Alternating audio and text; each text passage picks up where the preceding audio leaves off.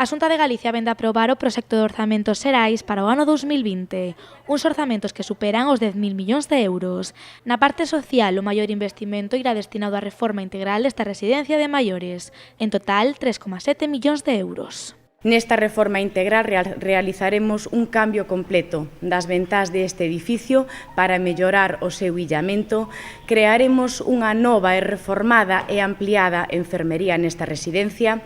ampliaremos e incrementaremos o número de vestiarios femeninos, xa que a maioría das traballadores desta residencia son mulleres, remodelaremos tamén a impoñente terraza que ten este edificio no segundo andar e cambiaremos completamente todos os ascensores do edificio, entre outras moitas medidas que xa se falarán e se están falando con todos os representantes dos traballadores. A reforma da residencia será pactada e consensuada cos representantes dos traballadores, unhas obras que están previstas que comecen a principios do ano 2020 e que serán compatibles coa actividade do centro. A Xunta de Galicia, xunto coa dirección do centro, pois tomaremos as medidas necesarias para que as obras se realicen sen interrumpir non o bo funcionamento da residencia, nin molestar aos traballadores, nin, a medida do posible, pois a todos os residentes. O que queremos é facer unha reforma integral e que quede como nova, por así decirlo. A Consellería de Política Social traballa tamén no proxecto da nova residencia da Parda,